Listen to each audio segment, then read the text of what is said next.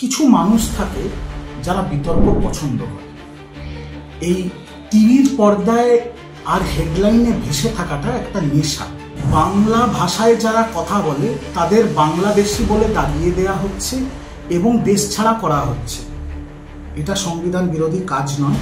যাদের কাছে Aadhaar card, voter card, PAN card, ration card সব আছে, যেহেতু বাংলা ভাষায় কথা বলে বলে তাদের বাংলাদেশি রোহিঙ্গা বলে দিচ্ছে, এটা অসাংবিধানিক নয়। ভারতবর্ষে বাংলায় গণতন্ত্র আছে, আর দল করতেই পারে, কিন্তু আমি বলবো তার আগে একবার একটু নওশাদ আর আব্বাসকে ফোন করে নিত। ওরাও তো মুসলমানদের নিয়ে দল গঠন করেছিল।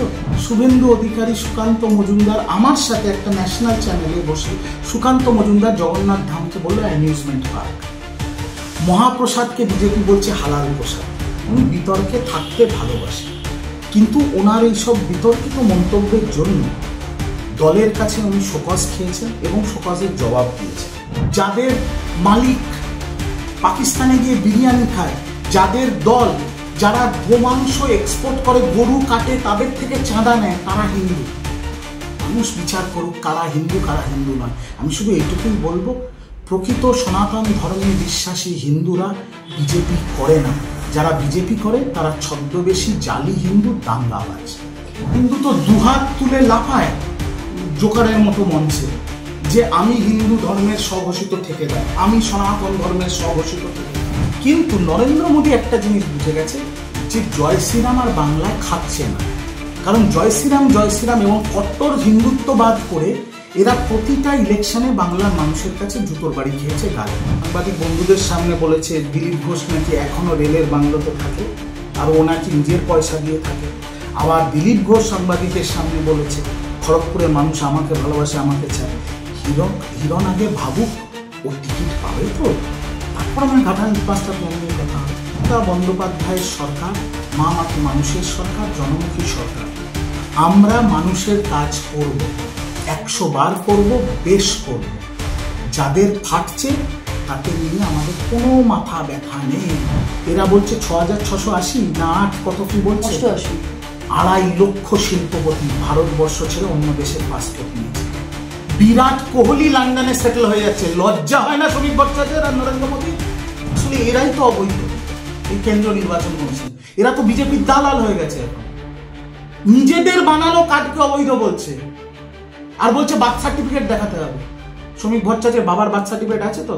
দাদা, বারবার বিতর্কে দেখা যায় হুমায়ুন কবিরকে।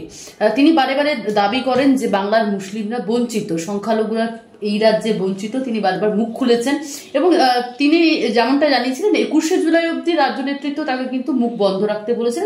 ঠিক তার দুদিন পরে আজকে তিনি মুখ খুললেন এবং সেখানে তিনি দাবি করছেন যে সংখ্যালঘুদের নিয়ে তিনি একটা আলাদা দল গঠন করবেন এবং 15ই আগস্টের পর থেকেই তিনি মালদা, মুর্শিদাবাদ থেকে শুরু করে উত্তরের যে জেলাগুলি, সেই জেলাগুলি হয়ে তিনি সংখ্যালঘুদের জন্য দল গঠন করবেন। কি বলবেন? দেখুন, কিছু মানুষ থাকে যারা বিতর্ক পছন্দ করে।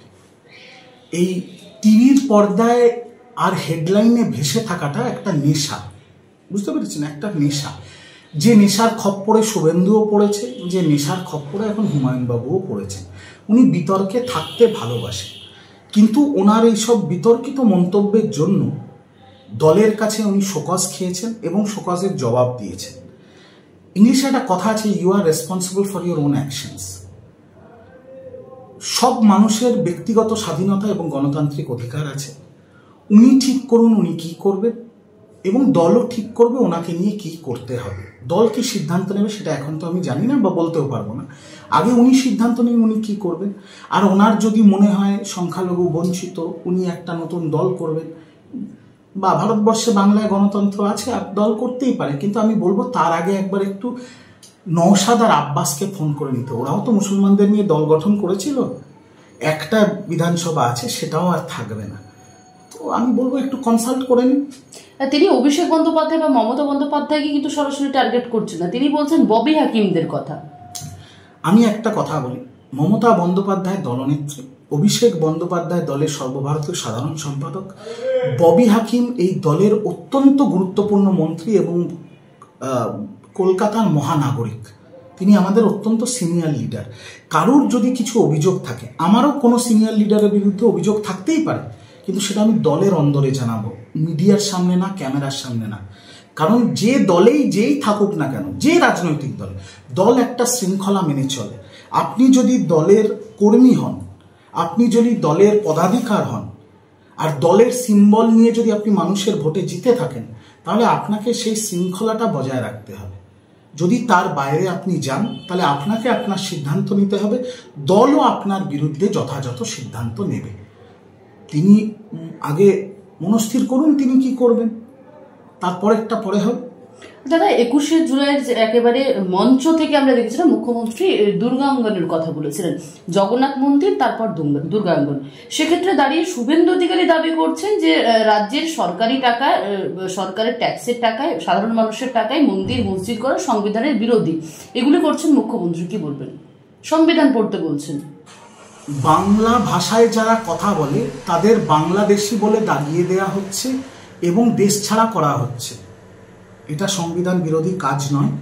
যাদের কাছে Aadhaar card, voter card, PAN card, ration card সব আছে, যেহেতু বাংলা ভাষায় কথা বলে বলে তাদের বাংলাদেশি রোহিঙ্গা বলে দেওয়া হচ্ছে, এটা অসাংবিধানিক নয়। আর আমার প্রশ্ন যে শুভেন্দুর তো খুশি হওয়া উচিত।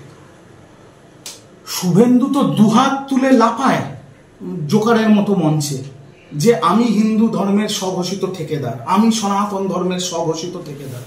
তো যে নিজেকে সনাতন ধর্মের স্বঘোষিত ঠেকেদার বলে, তাহলে তার তো খুশি হওয়া উচিত যে দুর্গা মন্দির হবে। আসল ব্যাপারটা কি বলুন তো, নারায়ণ, আমাদের অনেক সৌভাগ্য, স্বয়ং নারায়ণ মমতা ব্যানার্জির হাত ধরে বাংলায় এসছে, জগন্নাথ ধাম তৈরি হয়েছে। শুভেন্দু অধিকারী, সুকান্ত মজুমদার আমার সাথে একটা ন্যাশনাল চ্যানেলে বসে সুকান্ত মজুমদার জগন্নাথ ধামকে বললো অ্যামিউজমেন্ট পার্ক। মহাপ্রসাদকে বিজেপি বলছে হালাল প্রসাদ। বিজেপির নেতারা জগন্নাথ দেবের প্রসাদকে কুকুরকে খাইয়ে দিচ্ছে। এখন এরা দুর্গা মন্দির হবে সেটা নিয়ে খিল্লি করছে। আমার বাংলার মানুষের কাছে একটাই প্রশ্ন, যে একজন মহিলা যিনি রাজনীতিতে আসার আগে যার বাড়িতে কালী পুজো হয়, একজন মহিলা যিনি এবং যার সরকার কয়েক হাজার ছোট ছোট ক্লাবকে অনুদান দেয় যাতে দুর্গা পুজো হয়, একজন মহিলা যিনি দুর্গা পুজোকে বিশ্বের দরবারে প্রতিষ্ঠিত করে ইউনেস্কো হেরিটেজ নিয়ে এসছে, দুর্গা পুজোর কার্নিভাল করেছে, বিজেপি তাকে হিন্দু বলছে না।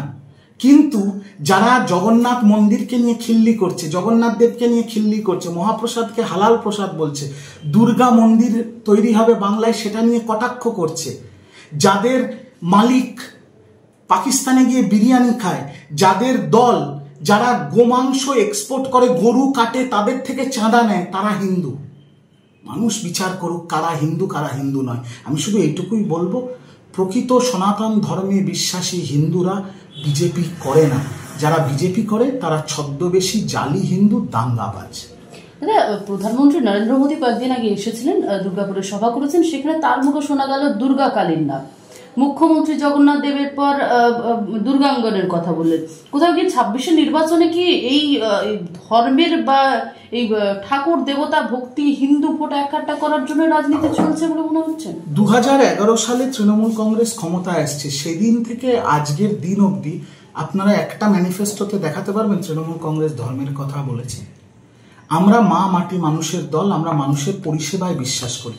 সেই জন্য মমতা বন্দ্যোপাধ্যায়ের 94টা জনমুখী প্রকল্প আছে এবং দুদিন আগে মুখ্যমন্ত্রী একটি ঐতিহাসিক প্রকল্পের ঘোষণা করেছেন, যেটা ভারতবর্ষের প্রথম, আমাদের পাড়া আমাদের সমাধান, যেখানে ছোট ছোট পাড়ায় তাদের যে প্রবলেম, প্রথমবার ভারতবর্ষে জনগণ ঠিক করবে কোন কাজ সরকার করবে, জনগণ ঠিক করবে সরকারের টাকা কোন খাতে খরচা হবে। আমরা সেটার ওপর দাঁড়িয়ে আছি।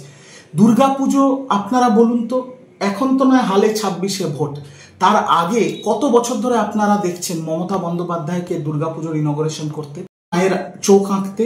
মমতা বন্দ্যোপাধ্যায়ের বাড়ির কালী পুজো কত বছর ধরে, কত দশক ধরে আপনারা দেখছেন। আমাদের কাছে এটা নতুন নয়। কিন্তু নরেন্দ্র মোদী একটা জিনিস বুঝে গেছে, যে জয় শ্রীরাম আর বাংলায় খাচ্ছে না। কারণ জয় শ্রীরাম এবং কট্টর হিন্দুত্ববাদ করে এরা প্রতিটা ইলেকশনে বাংলার মানুষের কাছে জুতোর বাড়ি খেয়েছে গালে। এখন নরেন্দ্র মোদী চেষ্টা করছে জয় মা কালী, জয় মা দুর্গা বলে যদি বাঙালির মনে একটু সুড়সুড়ি দেয়া যায়। অভিষেক ব্যানার্জির কথায় বলবো, জয় শ্রীরাম বলেছিল এরা 16-র আগে, 19-এর আগে। এখন এখন 26-এর আগে এরা জয় মা দুর্গা বলছে, 26-এর ভোটের রেজাল্টটা বেরোতে দিন, জয় বাংলা বলবে বিজেপি। দাদা, এই আমাদের পাড়া আমাদের সমাধান যে প্রকল্প, তা নিয়েও কিন্তু বিজেপির তরফ থেকে বলা হচ্ছে তৃণমূলের কাটমানির নতুন জায়গা হয়ে গেল। যখন শিবরাজ সিং চৌহান ভোটের আগে লাডলি বেহনা প্রকল্প করে, সেটা কি কাটমানি খায় বিজেপি? যখন 2024-এর লোকসভা নির্বাচনের আগে সংখ্যালঘুদের জন্য এত বড় প্যাকেট করে নরেন্দ্র মোদীর ছবি লাগিয়ে সরকারি টাকা দিয়ে তাদেরকে সামগ্রী দেয়া হয়, ওটাকে কাটমানির প্রকল্প? আবারও বলছি, মমতা বন্দ্যোপাধ্যায়ের সরকার মা মাটি মানুষের সরকার, জনমুখী সরকার। আমরা মানুষের কাজ করব, 100 বার করব, বেশ করব। যাদের ফাটছে তাদের নিয়ে আমাদের কোনো মাথা ব্যথা নেই। তারা তাদের মতো কটাক্ষ করতেই পারে, তারা বিরোধী, তাদের ধর্মই বিরোধিতা করা। মমতা ব্যানার্জি যদি বলে এখন বিকেল 5টা বাজে, তাহলে শুভেন্দুর ধর্মই হচ্ছে বলা না এখন ভোর 5টা, তাতে আমাদের কিচ্ছু যায় আসে না। পাগলে কি না বলে, ছাগলে কি না খায়। আর শুভেন্দুর জন্য আর বিজেপির জন্য, যারা আমাদের পাড়া আমাদের সমাধানের কটাক্ষ করছে, তাদের জন্য একটা কাহাবত আছে খুব ফেমাস, হাতি চলে বাজার। বাকিটা আপনারা বুঝেন। দাদা, এই রাজ্যের রাজ্যপাল ছিলেন একদা, বর্তমানে তিনি ছিলেন উপরাষ্ট্রপতি জগদীপ ধনখড়। হঠাৎ কি হলো তার? আমি তো জানি না কি হলো। আমি তো শুধু দেখলাম যে মাননীয় মুখ্যমন্ত্রী যখন তাকে প্রশ্ন করা হয়েছিল নবান্ন প্রেক্ষাগৃহে, তার যখন প্রেস কনফারেন্স হচ্ছিল, তিনি বললেন যে তিনি সম্পূর্ণ সুস্থ। আমি এইটুকুই জানি, এর বাইরে তো আমি কিছু জানি না। অসুস্থতা তো তিনি বলেছেন একেবারে সম্পূর্ণ চিঠিতে লিখে দিয়েছেন। তিনি যে চিঠিটা জনসমক্ষে এসছে যে তিনি রিজাইন করছেন স্বাস্থ্যের নিরিখে, আমরাও সেটা দেখেছি, আপনিও সেটা দেখেছেন। আর তার মমতা বন্দ্যোপাধ্যায় বাংলার মুখ্যমন্ত্রী এবং দলনেত্রীকে যখন সাংবাদিকরা প্রশ্ন করেছেন, তিনি বলেছিলেন আমি যেটুকু জানি তিনি সম্পূর্ণভাবে সুস্থ। এর বাইরে তো আমি কিছু জানি না। তো অনেক বড় সাবজেক্ট, আমি কি করে বলবো বলুন? উপরাষ্ট্রপতির সাবজেক্ট বিজেপি ভালো বলতে পারবে, আমি তো পারবো। তো কেন্দ্রীয় নেতৃত্বে কি ভেতরে অন্দরের রাজনীতি চলছে মনে হচ্ছে? না, আমি জানি না। এই প্রশ্নটা সবচেয়ে ভালো বলতে পারবে বিজেপি, কারণ উপরাষ্ট্রপতি নির্বাচিত হয় উপরাষ্ট্রপতি, আর সেই নির্বাচনে অংশগ্রহণ করে লোকসভা এবং রাজ্যসভার সকল সাংসদরা। তো আজকের দিনে বিজেপির লোকসভা এবং রাজ্যসভায় যে সংখ্যাগরিষ্ঠতা আছে, সেই ভোটের উপরাষ্ট্রপতি নির্বাচন হয়। তো 10 দিন আগে উপরাষ্ট্রপতি ধনখড় সাহেব বলেছিলেন আমি 27 অব্দি কন্টিনিউ করবো। হঠাৎ তার শরীর খারাপ হয়ে গেছে, তিনি রিজাইন করেছেন। এর পেছনে যদি আপনাদের মনে হয় কোনো অবলা তথ্য আছে বা এমন কিছু আছে যেটা সেন্সেশনাল, তার উত্তর তো শুভেন্দু অধিকারী, সুকান্ত মজুমদার আর বিজেপি দিতে পারবে। মুখ্যমন্ত্রী তো বলছেন যে তিনি সুস্থ আছেন, তার কিছু হয়নি, মানে এমনটাই দাবি করছেন, আপনিও বললেন। আপনিও যা শুনেছেন আমিও তাই শুনেছি, এর বাইরে তো আমি জানি না। এর বাইরে যদি জানতে হয় শুভেন্দুকে ধরুন, বিজেপিকে ধরুন। আচ্ছা দাদা, আরো একটা বিষয় নিয়ে জিজ্ঞাসা করবো, যেখানে ঘাটাল মাস্টার প্ল্যান নিয়ে বারে বারে প্রশ্ন উঠছে, এখনো পর্যন্ত হলো না ঘাটাল মাস্টার প্ল্যান। দেবকে বারে বারে, অর্থাৎ দীপক অধিকারী যিনি এমপি রয়েছেন, তাকে নিয়ে বারে বারে কটাক্ষ শুনতে হয়েছে। এক্ষেত্রে দাঁড়িয়ে আজকে হিরণ একেবারে মন্তব্য করলেন যে তিনি প্রধানমন্ত্রীকে চিঠি দিয়েছিলেন এবং পরবর্তীতে প্রধানমন্ত্রী দপ্তর থেকে যে চিঠির উত্তর এসেছে যে রাজ্য সরকার কোনো কোঅর্ডিনেট করছে না, সহযোগিতা করছে না, তার জন্য ঘাটাল মাস্টার প্ল্যান আটকে রয়েছে। হিরণকে আমি বলবো, আগে দিলীপ ঘোষকে সামলা, পরে ভাববি বাংলা। বিজেপির গোয়ালঘরে যেভাবে গোঁতাগুতি চলছে, গতকাল হিরণই তো সাংবাদিক বন্ধুদের সামনে বলেছে দিলীপ ঘোষ নাকি এখনো রেলের বাংলোতে থাকে আর ও নাকি নিজের পয়সা দিয়ে থাকে। আবার দিলীপ ঘোষ সাংবাদিকের সামনে বলেছে খড়গপুরের মানুষ আমাকে ভালোবাসে, আমাকে চায়। হিরণ আগে ভাবুক ও টিকিট পাবে তো, তারপর আমি ঘাটাল মাস্টার প্ল্যান নিয়ে কথা হবে। ঘাটাল মাস্টার প্ল্যান আমার জন্মের আগের থেকে আমি শুনছি হবে। সরকার কেন্দ্রে 2-3 বার বদল হয়ে গেছে, তাও হয়নি। ঠিক যেভাবে 100 দিনের কাজের টাকা কেন্দ্র সরকার দেয়নি, বাংলার মুখ্যমন্ত্রী দিয়েছে। আবাসের টাকা কেন্দ্র সরকার দেয়নি, বাংলার মুখ্যমন্ত্রী দিয়েছে। ঠিক একইভাবে বাংলার মুখ্যমন্ত্রী টাকা স্যাংশন করেছেন। 3 ধাপে ঘাটাল মাস্টার প্ল্যানের কাজ হবে। জমি অধিগ্রহণ করা শুরু হয়ে গেছে ঘাটাল মাস্টার প্ল্যানের জন্য। একটা টিম তৈরি হয়েছে, সেখানে ইরিগেশন মিনিস্টার মানস ভূঁইয়া থেকে, ঘাটাল জেলার সভাপতি অজিত মাইতি থেকে, ঘাটালের সাংসদ দেব থেকে, সবাই আছে। জোর কদমে কাজ চলছে। ঘাটাল মাস্টার প্ল্যান হবেই হবেই হবেই, আর তার জন্য বাংলার বা মমতা ব্যানার্জির কেন্দ্রের কাছে হাত পাতবে না। সরাসরি দাবি করছেন, যেখানে বলছেন যে পশ্চিমবঙ্গের শিল্প পরিস্থিতি হতাশাজনক এবং সেখানে এই 14 বছরে পশ্চিমবঙ্গ ছেড়েছে 6,688টি কোম্পানি। পশ্চিমবঙ্গের শ্রমিক ভট্টাচার্যকে আগে বলবো, শ্রমিক ভট্টাচার্য তো আমাদের বিজেপির রাজ্য সভাপতি হওয়ার সাথে সাথে একজন সাংসদও বটে। তো শ্রমিক ভট্টাচার্যকে বলবো, দয়া করে আপনি সেই পরিসংখ্যানটা দেবেন যে নরেন্দ্র মোদী প্রধানমন্ত্রী হওয়ার পর 2014 সাল থেকে 2025 এই 11 বছরে ভারতবর্ষের কত শিল্পপতিরা দেশ ছেড়ে অন্য দেশের পাসপোর্ট নিয়ে নিয়েছে। এরা বলছে 6,680 না 8 কত কি বলছে, 2.5 লক্ষ শিল্পপতি ভারতবর্ষ ছেড়ে অন্য দেশের পাসপোর্ট নিয়েছে। বিরাট কোহলি লন্ডনে সেটেল হয়ে যাচ্ছে, লজ্জা হয় না শ্রমিক ভট্টাচার্যের আর নরেন্দ্র মোদীর? হ্যাঁ, সালমান খান দুবাইয়ের গোল্ডেন ভিসা নিয়েছে। প্রকাশ্যে আসার পর লজ্জার মুখ ঢাকার জন্য অক্ষয় কুমার ও কানাডার সিটিজেনশিপ বাতিল করেছে। তার আগে তো কানাডার সিটিজেন ছিল। লজ্জা করে না এদের এইসব কথা বলতে? আর কেন্দ্রের রিপোর্ট অনুযায়ী, আপনার দর্শক সবার কাছে স্মার্টফোন আছে, কেন্দ্রের রিপোর্ট অনুযায়ী পশ্চিমবঙ্গের চাকরির হার 40% কেন্দ্রের নিরিখে ভালো, বেটার। রিপোর্ট কে দিয়েছে? কেন্দ্র সরকার দিয়েছে, তৃণমূল রিজু দত্ত নয়। তাহলে আগে ওরা গিয়ে কেন্দ্র সরকারকে ধরুক। এই যে আপনাদের একটা ভালো ছবি দেখাচ্ছি, খুব ইম্পর্টেন্ট ছবি। এরা বলে না প্রচুর জব কার্ডে দুর্নীতি হয়েছে, সেই জন্য টাকা বন্ধ করে দিয়েছে, তৃণমূল কংগ্রেস হিসাব দেয়নি, কত কথা। আমাদের লোকসভার সাংসদ মালা রায় মিনিস্ট্রি অফ রুরাল ডিপার্টমেন্ট কেন্দ্র সরকারকে প্রশ্ন করেছিল, ডিটেলস দিন যে কত ভুয়ো জব কার্ড আপনারা পেয়েছেন যার জন্য আপনারা টাকা বন্ধ করে দিয়েছেন। দেখুন আমি তো ওপেন দেখাচ্ছি ছবি। এই ছবিটা কি পড়ে শোনাচ্ছি।